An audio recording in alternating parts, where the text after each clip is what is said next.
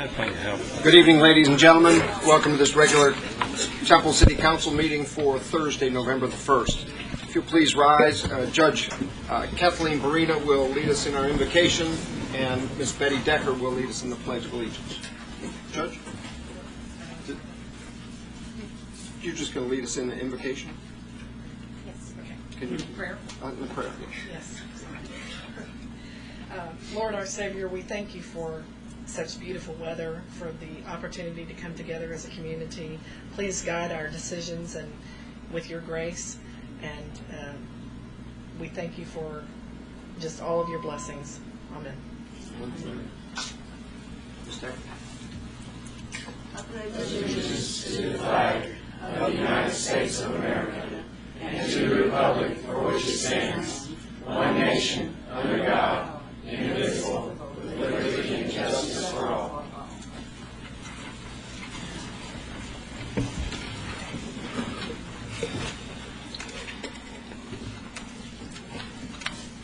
Thanks to everyone for joining us this evening.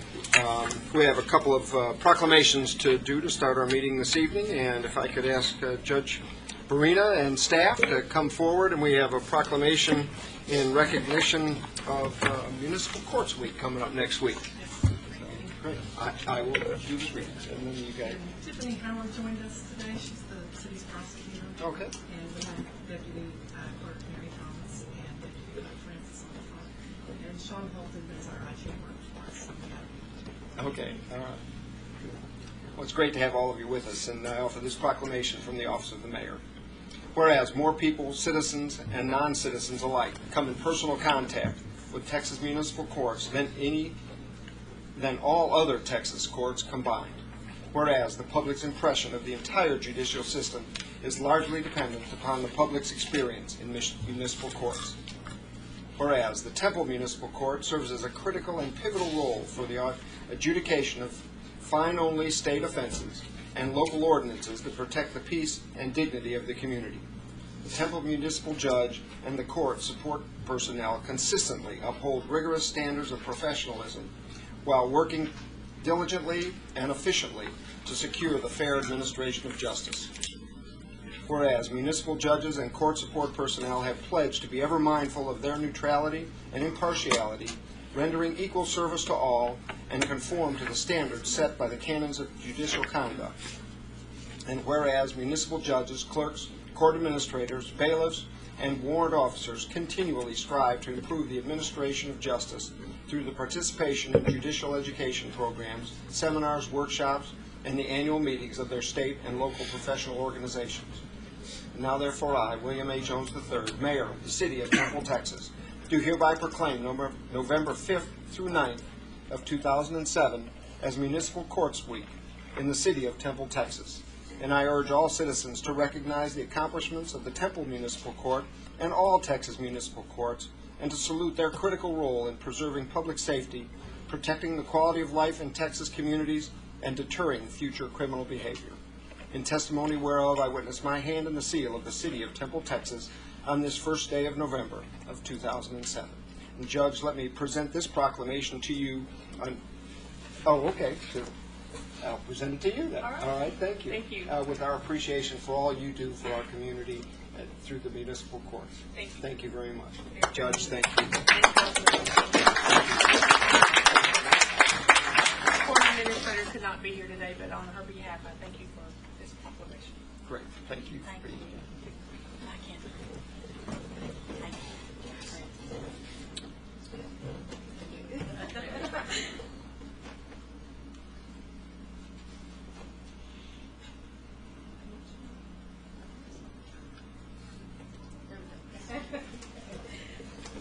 Thank you. Great, thank you very much. And next we have a proclamation in recognition of Alzheimer's Disease Awareness Month. Ms. Betty Decker, if you will come forward, please. You've got a couple of familiar people with you that you brought back with you before. I have faithful caregivers in my group. I got a lot of people that this morning when I was reminding them had excuses. But these two you see are my sidekicks, and they're here. Great. It's great to have you with us. Again, this proclamation from the Office of the Mayor. Whereas Alzheimer's disease ranks among the most severe of afflictions because it strips people of their memory and judgment and robs them of the essence of their personalities. Whereas the tragedy of Alzheimer's disease has spurred scientists to intensify their efforts to understand what causes this disease of the brain. Whereas until we conquer Alzheimer's disease, we must continue research efforts, provide the public with information about the disorder, and seek other ways to ease its burden on patients, families, and caregivers. And whereas an increase in the awareness of the many problems of Alzheimer's disease may lead in turn to an increased search for a cause of the illness, as well as strategies for care and treatment of the victims. Now therefore I, William A. Jones III, Mayor of the City of Temple, Texas, do hereby proclaim the month of November of 2007 as Alzheimer's Disease Awareness Month in the City of Temple, Texas. And I urge all citizens to become more aware of the problems of Alzheimer's disease and the need for the continued search for its cause and effective treatment. In testimony whereof I witness my hand and the seal of the City of Temple, Texas, this first day of November of 2007. Ms. Decker, thanks for all you do in our community and to help support caregivers. Well, and this is a copy of the newsletter that we do monthly, and great. thank you. I Here you would go. like to, you may use that thing again. Yes, ma'am, please. Anyway, I'm Betty Decker, and in 1983, when my husband had Alzheimer's disease, his doctor challenged me to start a support group, and so I'm left with the original challenge to continue on, and this is, Phil Hankel. Norman Simon. and they have had wives that they have lost to this, and so we are truly caregivers, and we're in this for the long haul, because each month that we have our meetings, we have someone new that's walking in the shoes we walked in, and they're shedding tears and trying to adjust to the different things that happen to an Alzheimer's patient. And the City of Temple is so faithful. Every time I call, she says, "Is it that time of the year again?" And I said, "Afraid so." So here we are again, and we'll look at y'all again next year, I bet you. Thank you.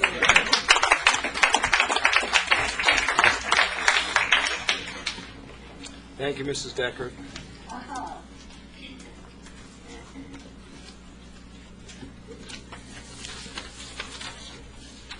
No. Next item on the agenda would have been an opportunity for public comment. No one has signed up to speak at this time, so we'll move on through public comment into the consent agenda.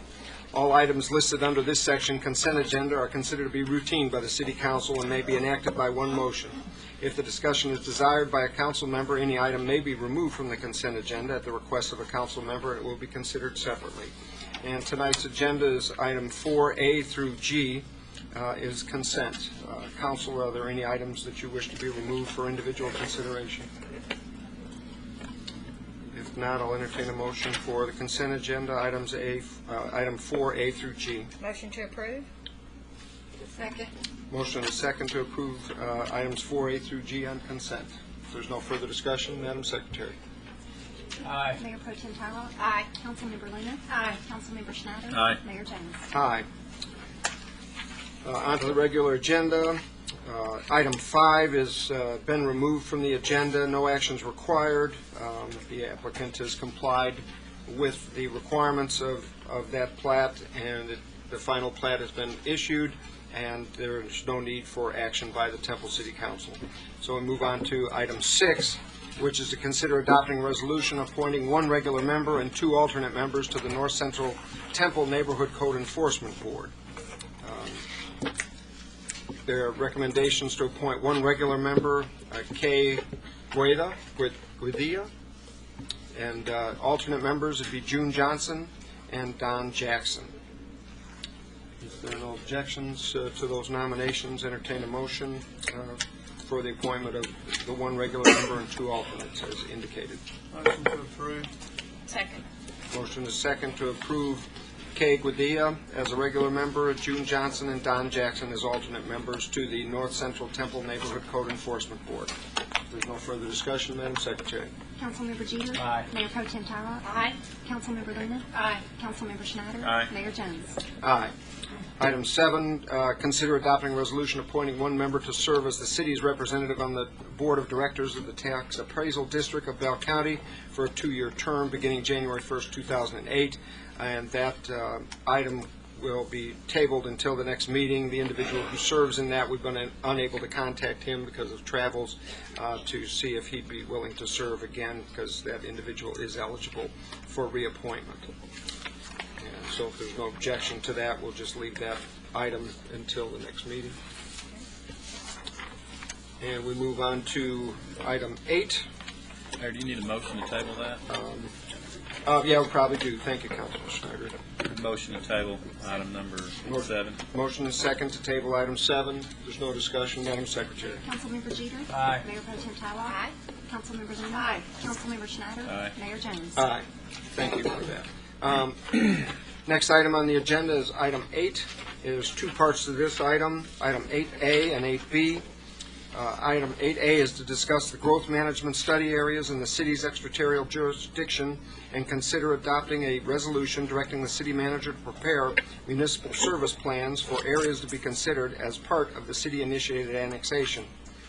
And part 8B is consider adopting a resolution approving a development agreement to be offered to property owners of agricultural, timber, and wildlife exempt tracts, and directing the city attorney to offer this agreement to all eligible properties for which municipal service plans are prepared as part of the city-initiated annexation.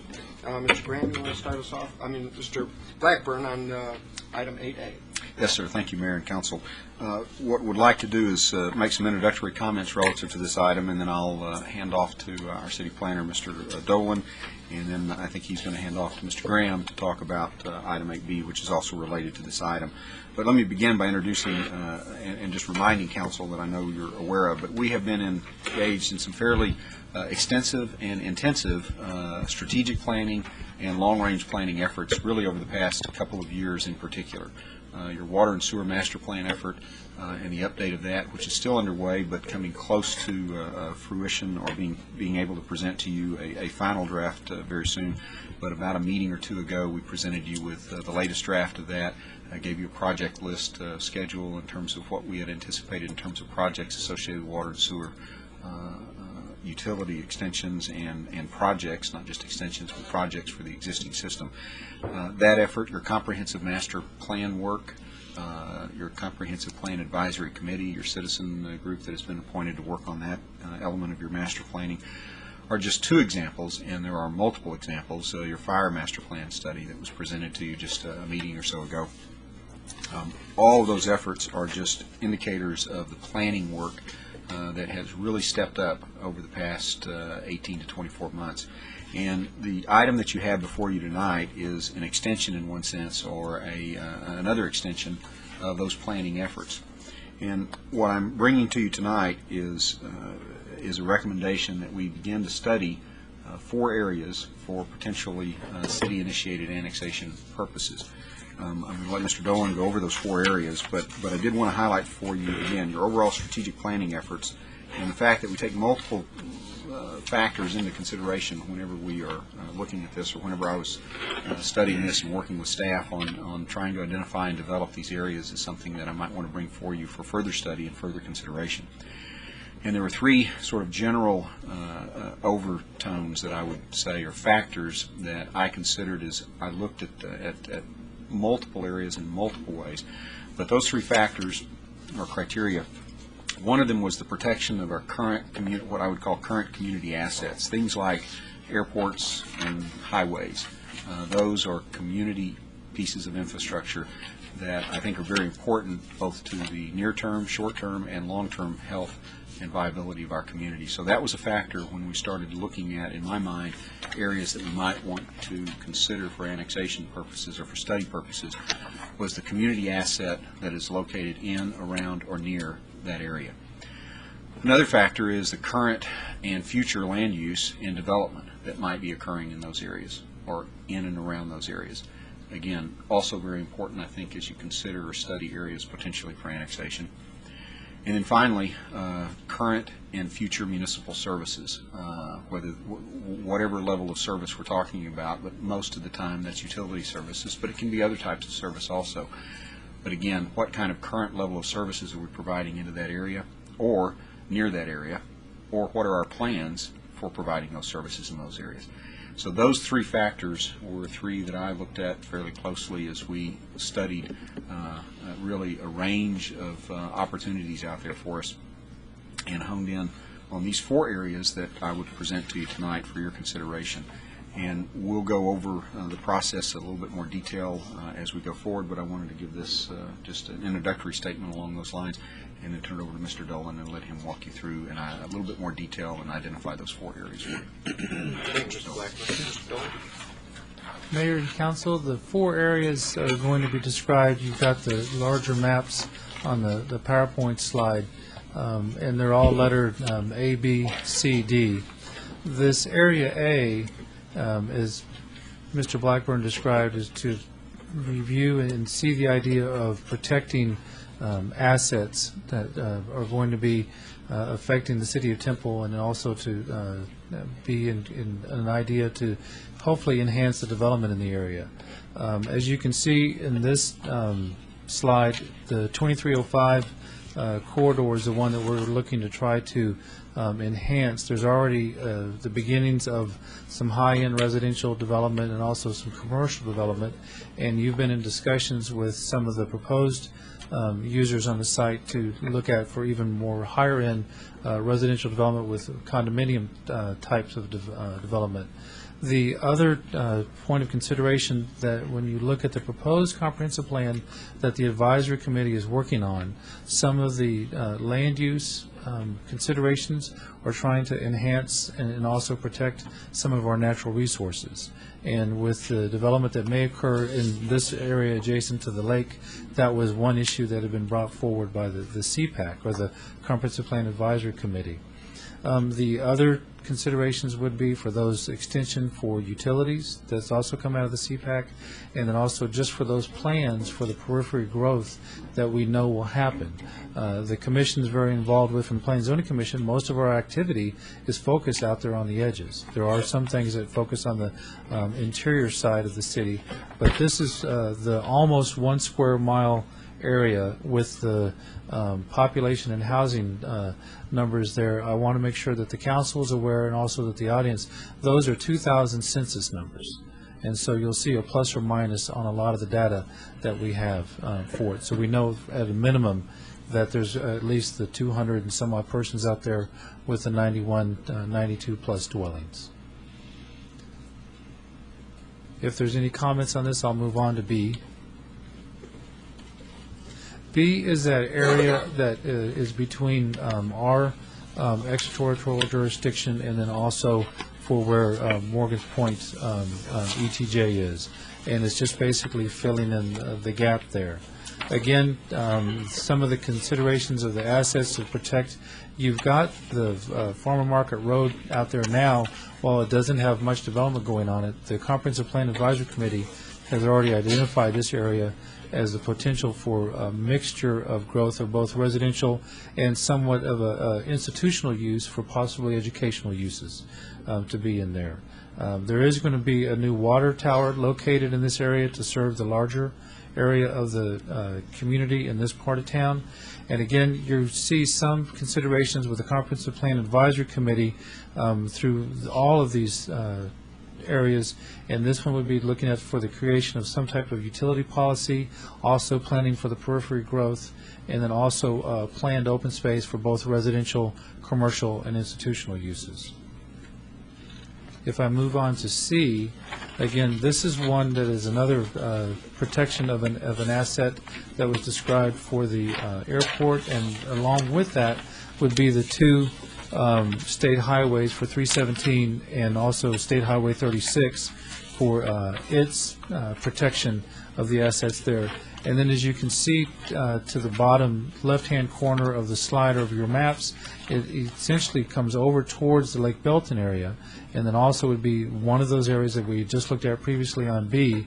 The same factor corresponds with C, is to try to make sure that we have an idea of what's going to be there to hopefully enhance the lake area.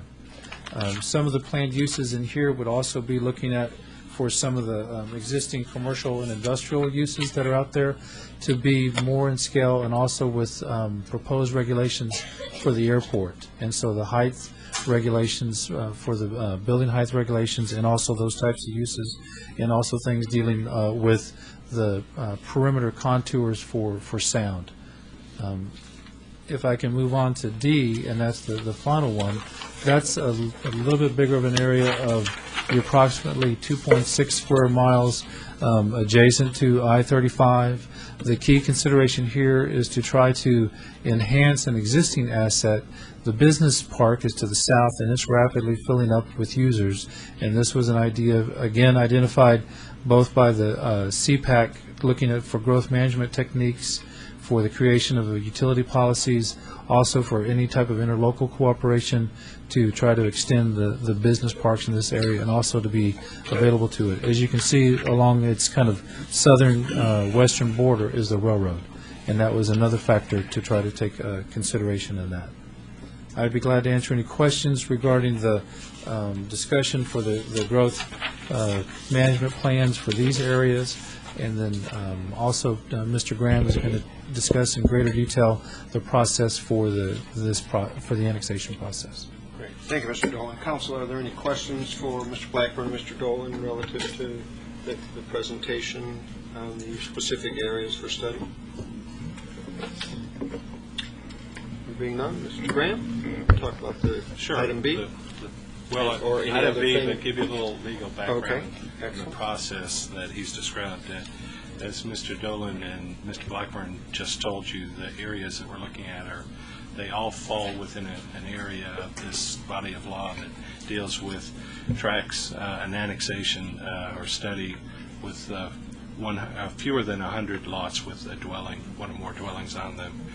And basically the process that we go through is starting today. It's the council directing the staff to prepare a municipal service plan, a study of those areas. Essentially, how would we provide services to those areas if they were part of the city? The next phase in that, or the second requirement, is that we actually give written notice to all those property owners in there. And Tim and Alan have worked hard to identify those property owners. We will have a letter going out to those people telling them of that process. The next step is we would be required by law to hold 2 public hearings regarding each of those areas. And there's a process for having at least one of those in that area. We're, I think, still proposing that we would actually conduct 2 public hearings on site in those locations. We think that gives people a better chance to speak out on it. Once you conduct those 2 public hearings for each area, you actually, at that point, are formally initiating the process, and annexation ordinances require 2 readings with a public hearing on that first reading under our process. So that is essentially the process that we would go through if you continue to move through this process. And the process is pretty similar for an voluntary annexation by petition, which is item B, and that might be a good segue into that. Or do you want to consider that separately, or? Is that strictly related to item B on the other item, or on this one? So, Well, item B on this is the development plan that's Okay. part of this. We if there are consider no, that item. okay, great. If there are no questions relative to the legal implications and that on the planned study areas, then okay. If you want to go ahead and talk about item B. So you want to take a vote on that first item, then? Directing the preparation of the service plans? Council, your pleasure. If you want to consider that separately, certainly entertain a motion for consideration of item 8A. Motion to approve item 8A. Second. We have a motion and a second for approval of item 8A, which is to choose the selection of those 4 study areas as recommended by the city manager.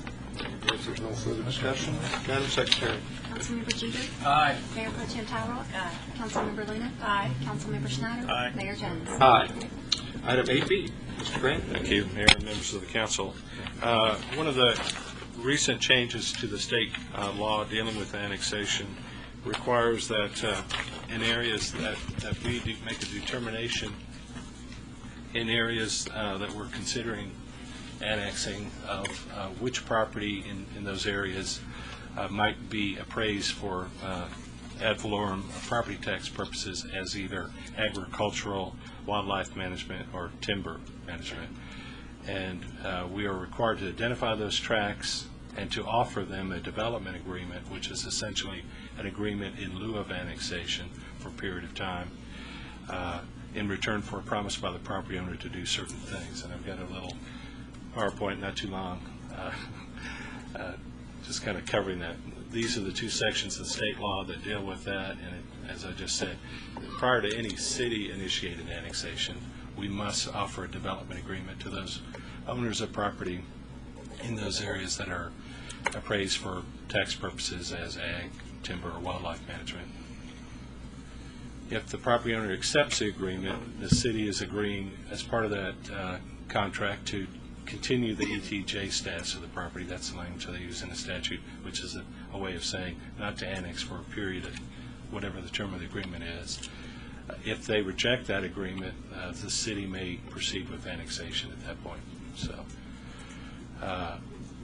in accepting it, what the property owner is agreeing to do, and I've given you a copy of the development agreement that we're proposing to use, is they commit to essentially, in a nutshell, to continue to use the property the way it is currently appraised, which is either as ag property, wildlife, or timber management, with the exception for any existing single-family uses that might be on that property.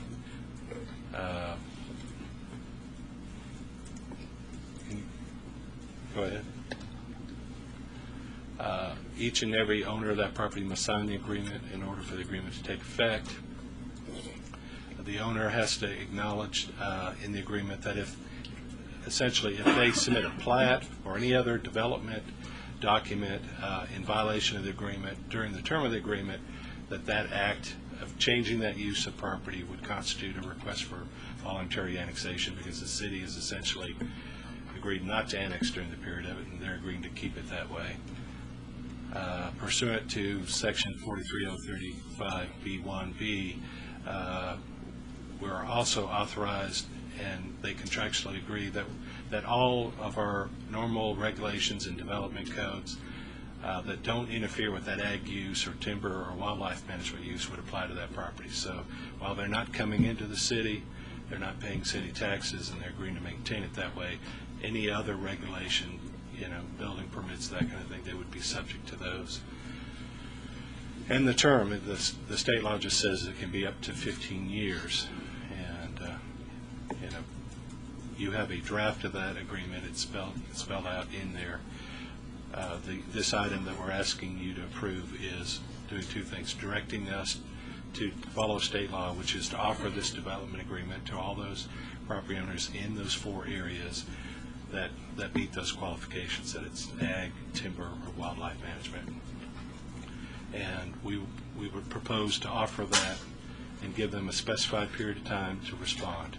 In other words, we would continue with the annexation process, the area study, do everything you were directing us to do, as long as you are wanting to move forward on that.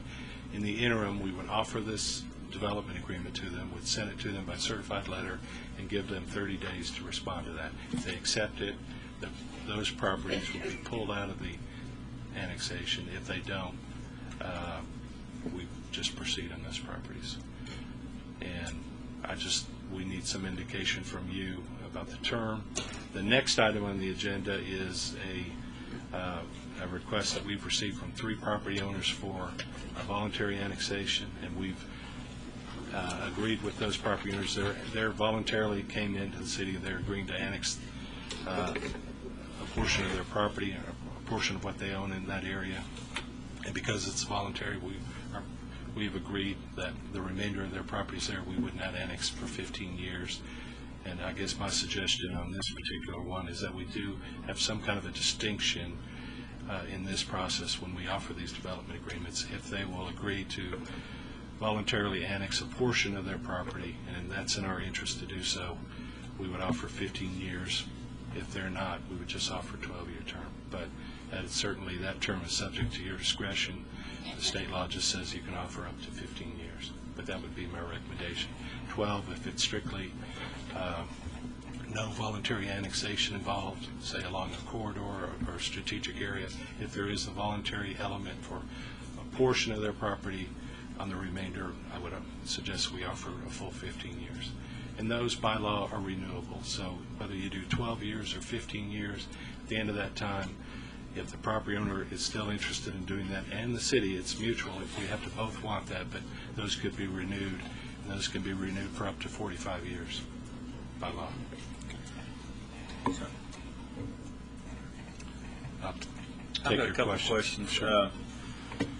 Single-family dwelling on an ag exempt property, that single-family dwelling also is exempt? Well, we are going to be going by the records that the appraisal district has. When Alan and I went over and we actually met with the chief appraiser over there, he had indicated that because of their software, they were sometimes taking one track and showing it as three pieces with a residence that wasn't, just because of a limitation of their software. But he's indicated that when they do that ag exemption, it's over that whole track. So we will follow whatever their determination is, because the law says we will go by their records. If they show the entire tract as ag exempt, we will have to, as a matter of law, offer that for the entire tract. If it is separated out and a portion of it doesn't have the ag exemption, we won't be offering it for that portion. Second question was, the certified letter would be sent to the folks requesting that agreement. In other words, the initial letter would be sent out stating that their development agreement can be had, and then upon request to the city, then we would send a certified letter with that agreement, correct? No, we would be sending, you're giving us the authority to send those letters out. We're not going to do that immediately, but we would be doing that pretty soon, because we need to have that 30-day period run within that calendar we just talked about. It takes about 60 days. So, I'm talking about the developer agreement. yeah, we would send out a letter to them and recite the state law and say that pursuant to state law, we are studying your area, we're considering annexing it, we are required to offer you this development agreement. This is the development agreement that's been approved and authorized by the council. You have the right to accept it, if you do, then we will abide by those terms, which we will not annex it for that period of time, and you're agreeing to accept those terms as well. If you don't, then we proceed with that process, and the council may determine to annex that or may not. So in order to annex, the property all has to be linked together and contiguous, correct? It does. One of the provisions of the state law, however, in this area is normally when we annex property, it has to be both within our ETJ and adjacent to or contiguous with city property. So when we do an annexation, we're either taking that whole area in, or it's got to be contiguous right up against the city limit line. But when they adopted this statute, the last session, they provided that areas that are in our ETJ that are subject to this kind of development agreement under this section, it counts for being purposes of counting whether it's contiguous or not, even if it remains outside the city limits. So if we had 4 properties adjacent to the city limits that are under this development agreement, we could annex on the other side of those, and it's still considered contiguous. And okay, 2 more questions. And when somebody enters into a development agreement, does your ETJ? I may have missed it, but your ETJ expands? The development agreement property by itself doesn't expand that ETJ, but if you have something on the other side that you do annex, it does. Okay, so if you have a bunch of folks that have agreed to this agreement, but somebody in the middle that's not contiguous to anybody that's annexed, they say no, they can still be annexed. Correct. Or if they're not eligible, they can be annexed. Yeah. Yeah, if they don't have the ag exemption or the Right. timber and wildlife exemption. Right.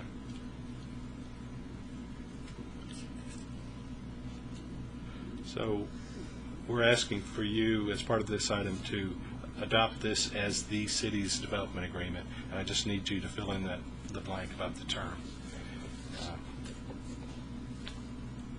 And staff's recommendation was, Staff's recommendation is that that you authorize up to the full 15 years allowed by state law for an initial agreement, if there is a portion of it that is voluntary. If they're agreeing to, or that we're asking for, they agree to it, and they agree to voluntarily bring a portion of their property in. Otherwise, if it's just a piece that they aren't doing any kind of voluntary on, it would just, our recommendation would be 12 years on that. And on the next item on those three petition voluntaries we had, we agreed on a 15-year term, and I think that provides some incentive to do a voluntary for a portion of the property. Other questions from the council on the development agreements? I think that 12 years is a reasonable length of time, but it also, as Mr. Graham said, gives a differentiation between the city-initiated annexation, the involuntary, versus the voluntary annexation. It should give some incentive to someone to voluntarily annex, come into the city. So, if there are no further questions, I'll entertain a motion on item 8B, which is for the adoption of that development agreement, and that motion needs to include a period of time in which that development agreement will be valid. make a motion to approve 8B with the voluntary annexation term limit for 15-year exemption, and then involuntary, I guess we'd call that, Strictly involuntary. city initiated, be 12 years exemption. Second. I have a motion and a second. Thank you. Is there further discussion on the motion? There being none, Madam Secretary? Councilmember Jeter. Aye. Mayor Pro Tem Tyrell. Aye. Councilmember Linda. Aye. Councilmember Schneider. Aye. Mayor Jones. Aye. Mayor, before you Yes, leave sir. that item, just a reminder, I think I mentioned it in my comments, but just a reminder, your next item relating to this will be scheduled for November 15th, and at that time, we anticipate being able to present to you a schedule and a calendar that would identify the hearings and the dates and so forth. Thank you, sir. Item 9A is to consider granting petitions to institute voluntary annexation proceedings known as the Witter Lane Voluntary Annexation for 3 tracts of land in the vicinity of Witter Lane and Forester Road. The first one is Central Texas Christian School tract, approximately 39.2 acres. Area 2 is the H.A. Johnson tract, approximately 22.3 acres. And the third area is VB Connected Limited tract, approximately 44.5 acres. And then item B is to consider adopting a resolution directing the city manager to develop a municipal services plan and calling public hearings to consider the 3 petitions. Mr. Blackburn, you want to start us out on those, or Mr. Graham? I'll be happy to introduce the item and then turn it over to Mr. Graham, but we have, as you've indicated, Mayor, we do have some petitions for voluntary annexation proceedings. There is a slightly different process that's followed as opposed to city-initiated proceedings, and I'll be happy to turn over to Mr. Graham at this point. Thank you, sir. Mayor, members of the council, we do have, on this item, we have received voluntary petitions under state law for annexation of 3 tracts. One is owned by the Central Texas Christian School. It's about 39.2 acres. The second tract is owned by Hubert Johnson, and it's about 22.3 acres. And the third tract is owned by VB Connected Limited, and it's about 44.5 acres. And under state law, it is a property owner may petition voluntarily for annexation. There are some requirements for that. There have to be fewer than 3 residents, and the tract cannot be more than a quarter mile wide. They meet the requirements for that. They have asked for voluntary annexation. We are required to follow basically the same process we follow for a city-initiated annexation, which is still have to conduct public hearings. We will schedule those as well. We still have to prepare a service plan. We will do so as well. But because it is a voluntary petition, we're not expecting a complicated process, but we do recommend that you accept or begin that process by accepting this petition, which also directs us to prepare a service plan for those areas. And that would relate to item B of, Yes. of item 9. So with that explanation, are there any questions by the council on items 9A or B? The petition is an item accepting and granting the petition that is under 9A, and B would be to direct the city manager to develop a municipal services plan and call for the public hearings to consider the 3 petitions. Motion to approve? Second. We have a motion and a second for items 9A and B. And if there are no questions or further discussion, Madam Mayor, Secretary. let me just add one piece Sure. of information. After we prepare this item, we have scheduled those first public hearings at your next regular meeting on the 15th, and we'll hold the second one at a special meeting on the 19th. Okay, so those dates have been set at this point. Okay. So that would be public meetings on the 15th, and which is our regular meeting, the city council, and a special called meeting on November the 19th would be the second public hearing on that item. Okay. And that is included in the resolution, and so that motion would then set those dates as well. Is that correct? Correct. Okay, great. Is there any further discussion? Thank you for that clarification. There being no discussion or questions, Madam Secretary. Councilmember Jeter? Aye. Mayor Pro Tem Tyler? Councilmember Luna? Aye. Councilmember Schneider? Aye. Mayor Jones? Aye. Thank you to everyone for being here this evening. That concludes tonight's city council meeting. We are adjourned.